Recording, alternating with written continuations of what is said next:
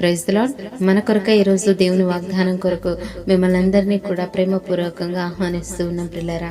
ప్రభునందు ప్రియ దేవుని బిడ్డలారా, దేవుని కృపలో మీరందరూ ఎలా ఉన్నారు?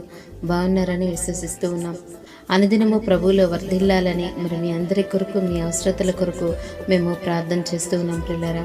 ప్రతిదినము ఈ వాగ్దానముల ద్వారా మీరెంతగానో ఆదరించబడుతూ ఉన్నారని, ఆత్మీయంగానో ఆధ్యాత్మికంగా ఎదుగుతూ ఉన్నారని, బలపరచబడుతూ ఉన్నారని విశ్వసిస్తూ ఉన్నాం పిల్లరా. అందును బట్టి ప్రభును స్తుతిస్తూ ఘనపరుస్తూ ఉన్నాను. మన దేవుని తోడు ఎల్లప్పుడూ కూడా మనతో ఉన్నాడని విశ్వసించి ప్రార్థనతో ఈ వాగ్దానాలన్నీ ధ్యానించండి. ప్రభు మీకు ఖచ్చితంగా సహాయం చేస్తాడు.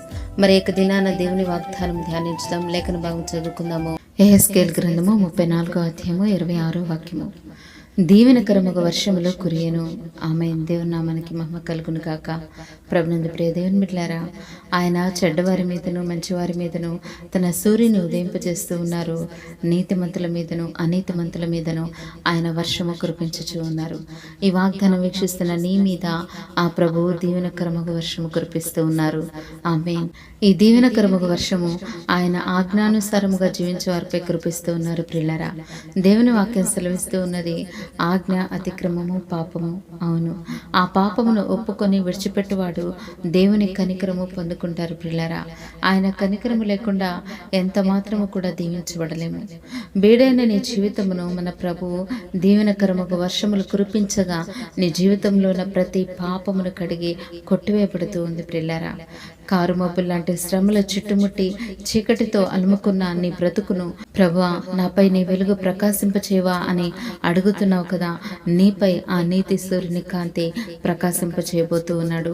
నిన్ను వెలిగించబోతూ ఉన్నాడు ప్రిల్లరా. దేవుని జనులారా, ఆయన యందు ఉత్సహించుడి, ప్రభునందు సంతోషించుడి. ఎందుకు అంటే దీవెనకరముగా వర్షములు మీకు అనుగ్రహిస్తూ ఉన్నారు. హల్లెలూయా. మీరు ఆశీర్వాదమును అభివృద్ధిని చూడబోతూ ఉన్నారు. నీ జీవితమును ఫలభరితముగా దేవుడు మార్చబోతూ ఉన్నాడు ప్రిల్లరా. అంతేకాదు, దేవుని వెతుకు వారందరి జీవితంలో దీవెన వర్షము కురిపించగా నీతి ఫలించబోతూ ఉన్నది. ఆ నీతిమంతులు ఎన్నడూ సిగ్గునందరు ప్రిల్లరా. ప్రభునందు ప్రియ దేవుని బిడ్డ, ఏ విషయంలో సిగ్గుపడనవసరం లేదు. నీ జీవితంలో ఏ మేలు జరగలేదని నీవు దాక్కోనవసరం లేదు ప్రిల్లరా.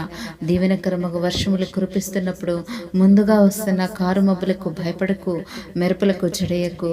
ఎందుకంటే సాధారణంగా మనుషులకు కలుగు శోధన తప్ప మరి ఏది మనకు సంభవింపదు. మనము సహించగలిగినంత కంటే ఎక్కువ ఆయన మనలను శోధించడు ప్రిల్లరా. అంతేకాదు, సహించగలుగుటకు ఆయన శోధనతో కూడా తప్పించుకున్న మార్గము కూడా మనకు కలుగ చేస్తూ ఉన్నారు. నమ్మండి, బీడుబారిన నీ జీవితమును సారవంతంగా మార్చబోతూ ఉన్నాడు. ప్రభునందు ప్రియ సహోదరి సహోదరుడా, దేవుని వెతుకుటకు ఇంకా సమయం ఉందని నువ్వు అనుకుంటూ ఉన్నావా? సమయం లేదు ప్రిల్లరా. ఇదే అనుకూల సమయము. ఫలాల కొరకు ఓపికతో కాచుకొనుచు కనిపెడుతూ ఉన్నావు కదా. నీవు చే ప్రార్థన దేవుడు వింటూ ఉన్నాడు. దీవెన వర్షము కురిపించి ఫలభరితముగా నీవు మార్చబడబోతూ ఉన్నావు ప్రిల్లారా. ప్రభు లేఖనం సెలవిస్తూ ఉన్నది, దేవుని ఉపదేశము వానవలె కురియును, ఆయన వాక్యము మంచు వలె వర్షము వలె ఉండును అంటూ ఉన్నారు ప్రిల్లారా.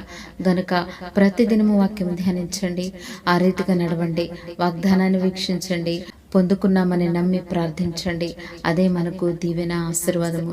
ప్రభు దీవెన వర్షము నీపై కురిపించగా నీ జీవితం అద్భుతముగా మారుతుంది ప్రిల్లరా. నీవు చే కార్యమంతటిని ప్రభు ఆశీర్వదిస్తారు. ఆకాశం నుండి తన మంచి ధననిధిని తెరిచి నీకు అనుగ్రహిస్తారు. నీవు అనేక జనులకు అప్పిచ్చదు కానీ అప్పు చేయు ప్రిల్లరా. నీ నిందలను ఘనతగా మార్చబోతూ ఉన్నాడు.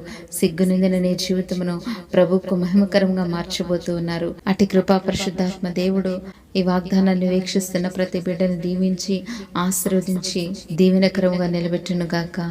ఆమేన్. God bless you all.